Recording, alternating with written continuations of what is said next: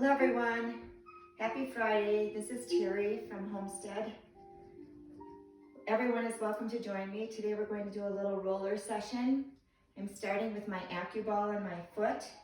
The little round ball has little prominences that activate the acupressure points. Yoga is all about conscious breathing. So if I am consciously breathing and watching the snowfall, I am doing yoga. Using the implements like the rollers and the balls, we're facilitating a little more fascia release, a little more openness, but we're not going to forget our conscious breathing. The other thing we do as a ritual in my yoga classes is grab a random Zen card. Today, mine is grace. The beauty of grace is that you receive blessings for no reasons. As above, so below. Practice random acts of grace. Give to others for no reason. Offer kindness to those who are undeserving. Love those who no one else loves. Practice grace. So I'll hold that in my heart for this short 15-20 minute practice. There is no Shavasana at the end of this one. I will also record a gentle practice, including a Shavasana, so you can sequence them. But this one is kind of our warm-up. In through the nose, out through the nose is always awesome. And anytime you choose to exhale, blowing out birthday candles through the mouth.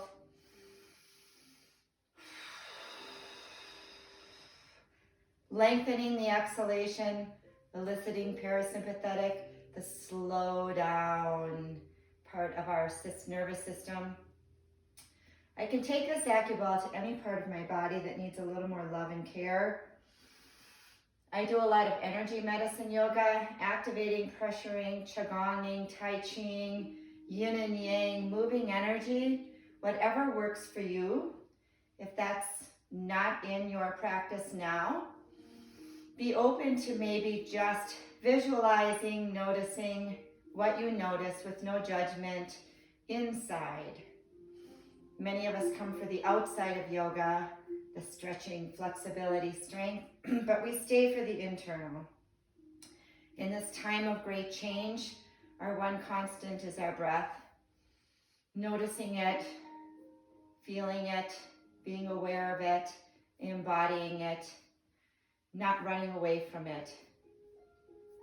So now as we take our roller, and if you don't have a roller, you can use an extra yoga mat or something that perhaps you can just lay over like pillows, a bolster, improvising. And we usually start with the back, being careful that if you have any kind of disc issues or back issues, that a hard roller is not suitable. So if I just had a bolster or a pillow, this might work. With my bum down, I'm supporting my head with my arms, I'm not pulling. With the roller at my heart center, I might open and close, butterfly wings, fill up to empty. I might choose to move my bum a little bit off the mat and start to rock and roll. Flatten the scapula, elbows out, round elbows in between them. In through the nose, out through the nose, conscious breathing, visualizing the breath. Going to where in your back you might need to have a little more soothing, massaging.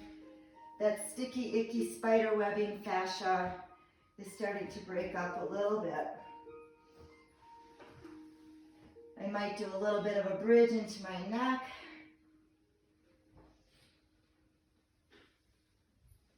And then bringing the roller to my bum, I'm going to go into the glutes. In a recliner, I get one piriformis gluteus area. And then the other side, smiling, enjoying. I'm looking outside today at the mountain filled with fresh snow, being grateful for this beautiful, beautiful area we live in. If I want to tighten this whole chain of fascia, I might bend the side I'm going to. And now my foot is available to massage, palpate, top of my big toe is brain, base of my big toe toenail is liver, spleen. So when I do toe holds, that might happen.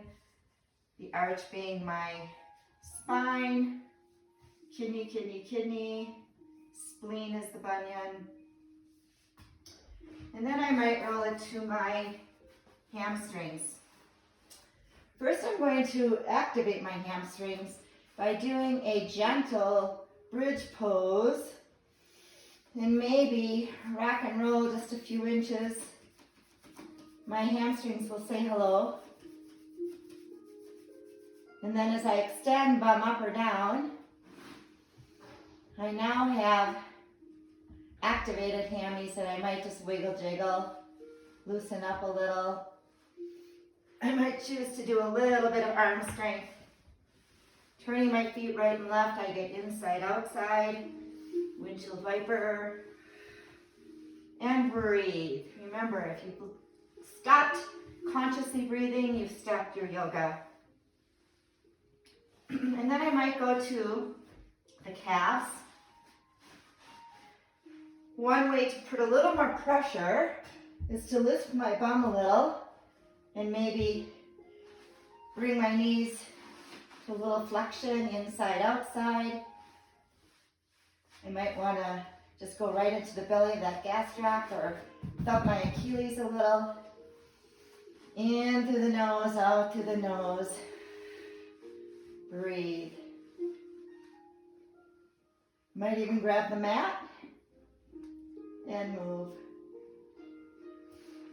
And then some of you like to do your IT band. Some of the latest research is maybe to go around it and not necessarily right on it. So I might put a little pressure on my top leg, and now I'm going a little back of my IT, iliotibial.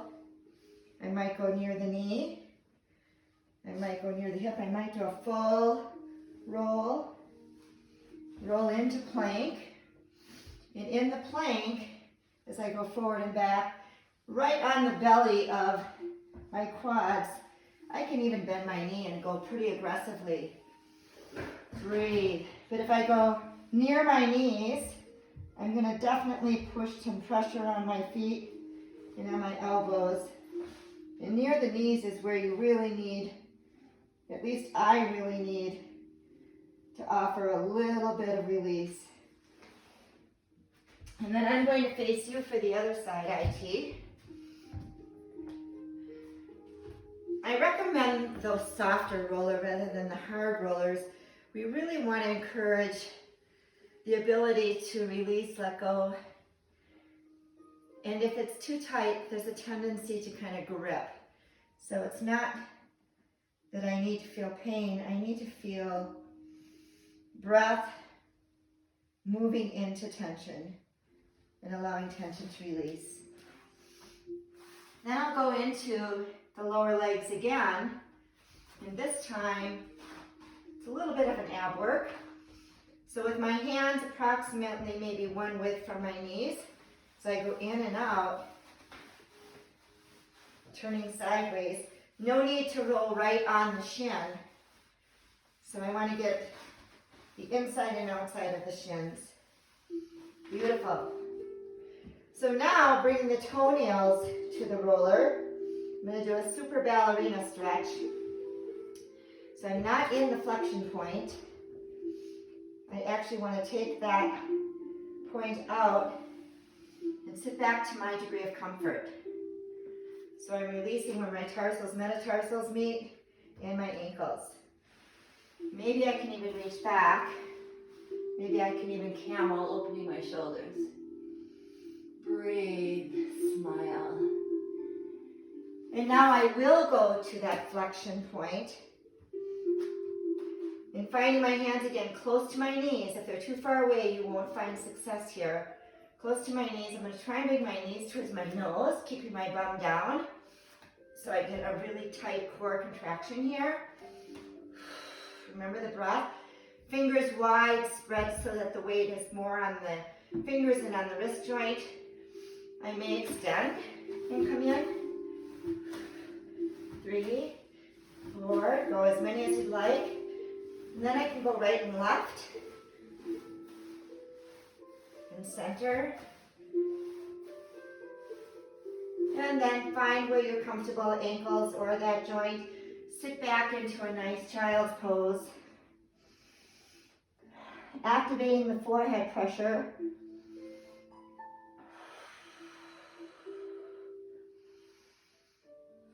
Huge acupressure point. In yoga, we call this our ajna, third eye, the one that looks inward.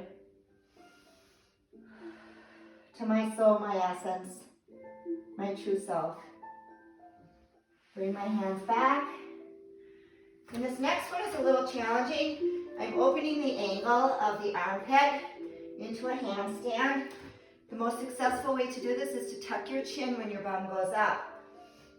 I might lose the spot where my feet go, but I'm not going to worry about that. It's a bit of a down dog.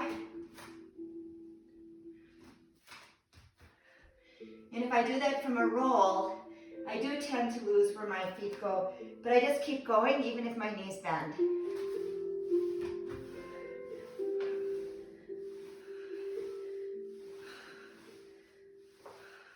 And here I can even stay in a down dog. I can put one foot on the roller. With a bit of a handstand position. And then down. And at this time, I'm going to bring the roller to my forearms, maybe making a rectangle. If your elbows splay a little bit, it depends on your shoulder flexibility.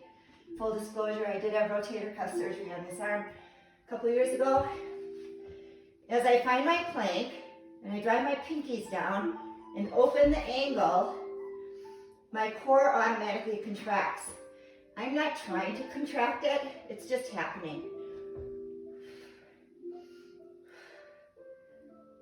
4. We'll just do 5 to 6. Nice. And then I'm going to just roll out my wrists, forearms a little bit. I would not recommend doing this because you could fall forward and that would not be so happy for your wrists. Okay, so one of my favorites is the yoga playground. Starting with the roller underneath the pelvis on the sacrum, I might choose to hold on to the roller ends so it doesn't escape me. And from here I can go into the glutes again, pick a side. I can open and close. I'm consciously breathing in grace. My daily ritual is patience, kindness, caring and sharing, compassion, joy, and wisdom. I might choose to do my low back by doing a little somersault. Now I've pushed my erectors in this little back somersault position, taking care that you don't roll too much into your neck and shoulders if that's tender for you. And here I can go into those erectors. Some people start to fuse their sacrum a little uneven. If that's uncomfortable, then avoid this, please. Anyone who has low back fusions, etc. But to get into the muscles, those muscles, this is lovely. And I might choose to open and close. I might go back to my sacrum, that pelvis bone, and I might start to extend, opening the hip flexors. I could actually tug and pull. I call this yoga playground time. People explore what their body needs. I can actually do some hammy stretches, some groin stretches, scissors, add a little ab work here. If I choose to do some of the obliques, I can actually extend the side to challenge. Want to make sure that I'm warmed up. Internal and externals. And breathe and smile. You don't have to do what I'm doing. In fact, I prefer that you listen to your own body and see what it is you need. Maybe you need some ankle rolls. It's another way to get into those glutes. Maybe you just want a trigger point. Sit there and breathe into it. Never go over your edge, just to the edge, so we don't grip and pull back. Lovely. And then I might choose to extend one heel to the floor, pull the other heel in, or extend it. And then the other, and breathe. And then this is where we do a mini Shavasana in class. I want to have my hip flexors being the apex, the highest part of my body. If I'm too close to my chin, it crunches my low back. If I'm lower, almost to the crease of where my bum meets my legs, I can feel this open and actually a little stretch, lengthening of the low back. It feels lovely. And from here I can play with my arms or relax my arms. Arms are optional, but I'm trying to soften, release. I can karate chop. If my AccuBall's nearby, I could roll it a little.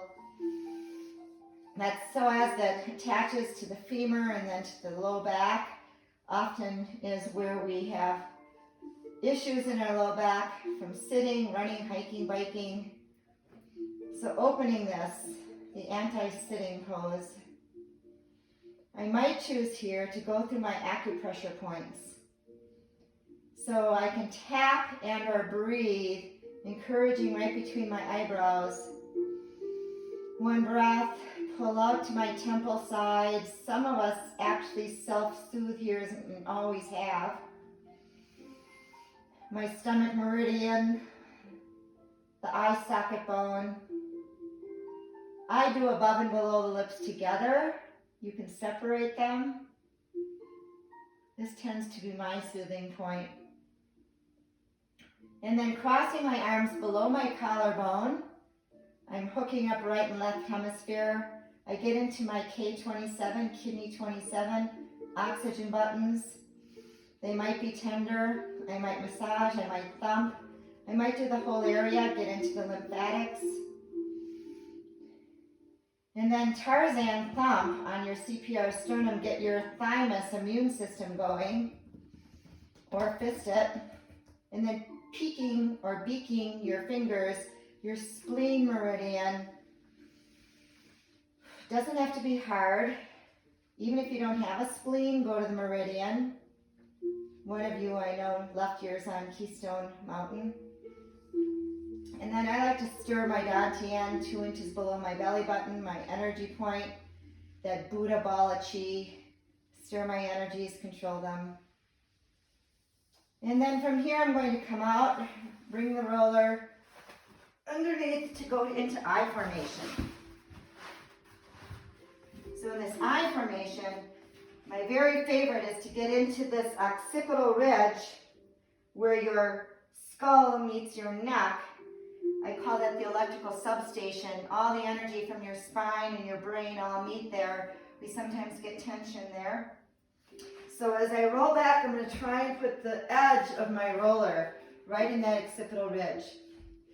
If you ever feel like you're just going crazy, or if you're a teacher like I was for 40 years, have your kids take these 2 fingers like they're the plug of an outlet and plug into that occipital ridge like you're taking a live wire and grounding it. And now we've got the circular energy being purposeful and not wild and crazy. But I'm doing that with my roller now, and I'm just going to roll my head so the edge of the roller gets into that point. And breathe. For some of us, this is magical. I could actually open into a human star and do this.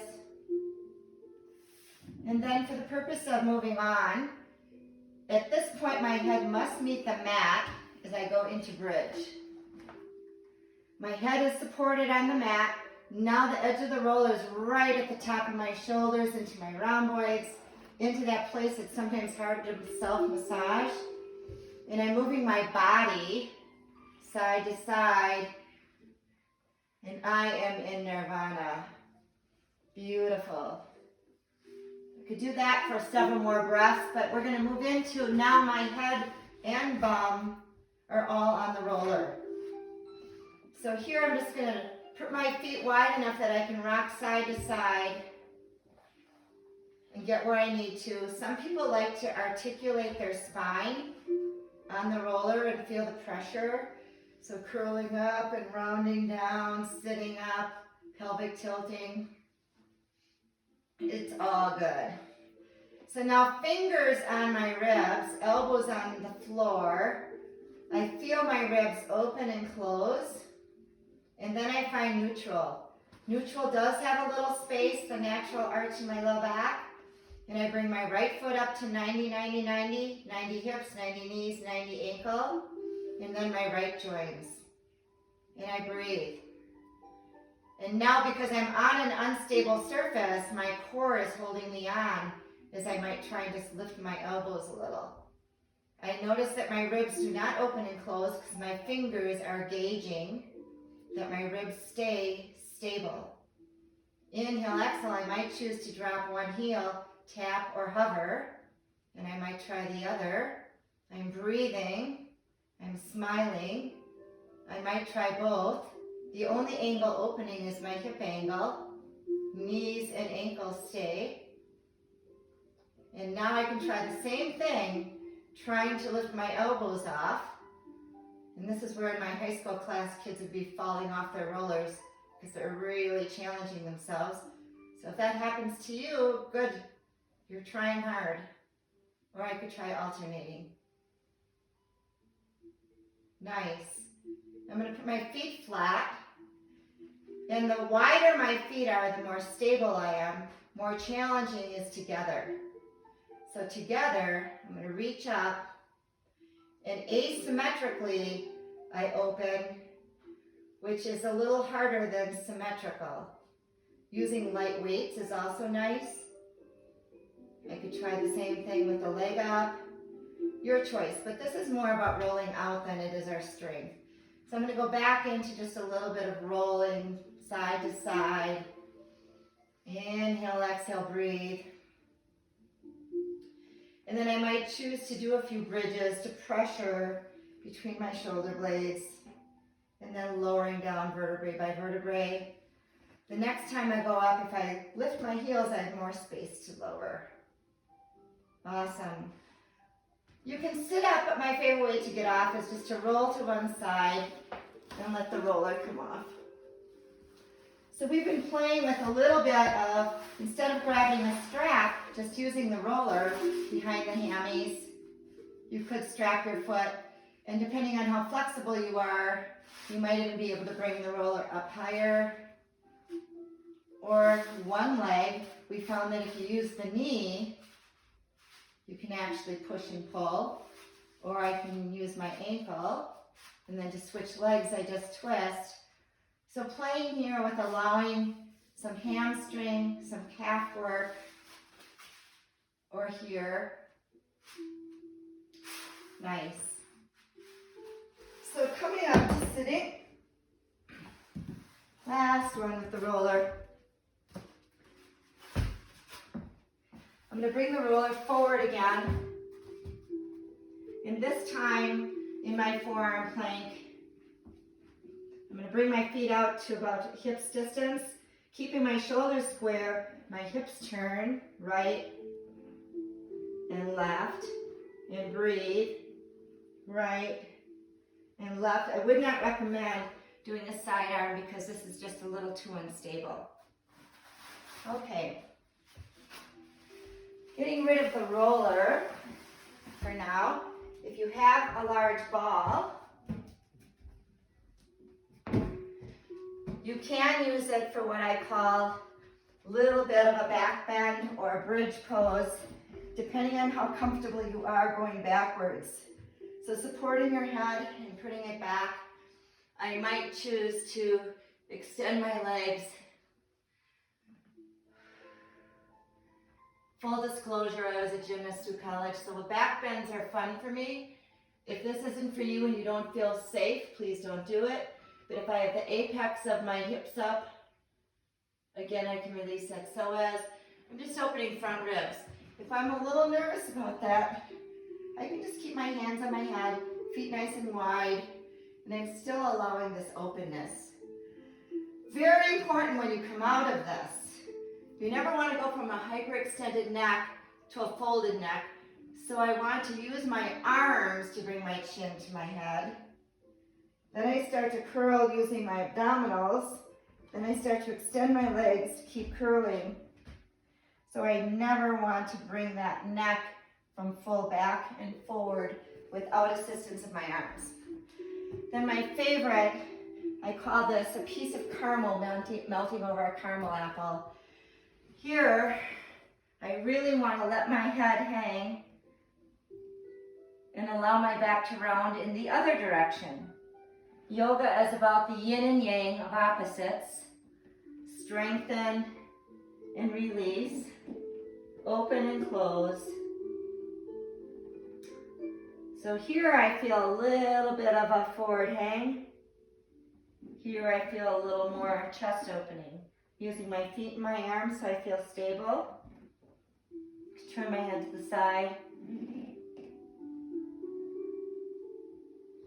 Nice. And then I can do a side body opening too. So I'm going to do a little bit of a sideline position. So my knee is bent, and I call this the banana peel.